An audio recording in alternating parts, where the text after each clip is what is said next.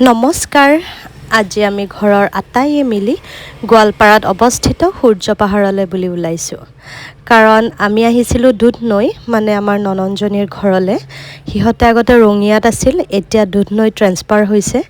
গতিকে যেহেতু দুধনৈৰ ওচৰতে আছে আমি বলো এপাক গৈ আহোঁ আৰু এনেকৈ আমি আহি পাই গ'লো সূৰ্য পাহাৰ চাওকচোন ইমান ধুনীয়া পৰিৱেশ বতৰটো খুব ধুনীয়া আৰু যেহেতু ইয়াত মন্দিৰ আছে গতিকে আমি চাকি ধূপ লৈ এয়া মন্দিৰলৈ বুলি ওলালো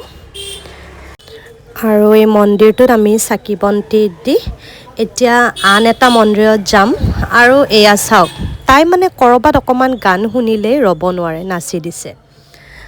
আৰু এনেকৈ আমি শিৱ মন্দিৰটো দৰ্শন কৰিলোঁ শিৱ মন্দিৰটো দৰ্শন কৰি আহি আমি বোলো এবাৰ হনুমানত যাওঁ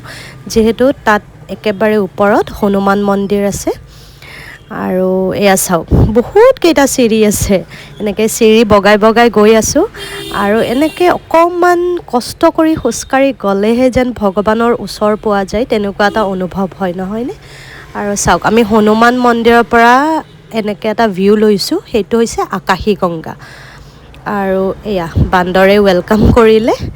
আৰু এতিয়া আমি তললৈ আহিলোঁ আৰু কণমানি চাওকচোন কি দৌৰি আছে অপেন পাইছে যে একদম খোলা ঠাই পুৰা দৌৰি আছে তাইৰ ফূৰ্তিৰ মানে সীমা নোহোৱাৰ দৰে হৈ গৈছে গতিকে ধৰি লৈ গৈ আছোঁ আকাশী গংগা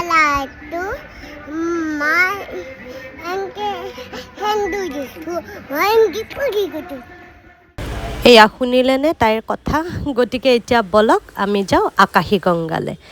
বাপৰে ইমান ধুনীয়া আৰু এই পুৰোহিতজনে আমাক খুব ধুনীয়াকৈ ইয়াৰ বৰ্ণনা দি আছে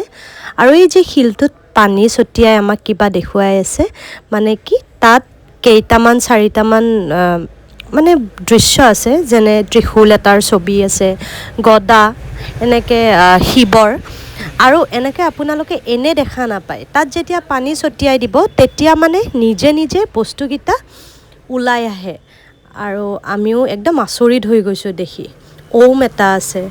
তাৰপিছত আকাশী গংগা আমি চালোঁ তাৰ পৰা এটা গুহাৰে মানে যাব লাগে তাত এটা শিৱ মন্দিৰ আছে তাত একেবাৰে পানী লাৰিব পাৰি মানে গংগাৰ জল বুলি কয় বিৰাট ধুনীয়া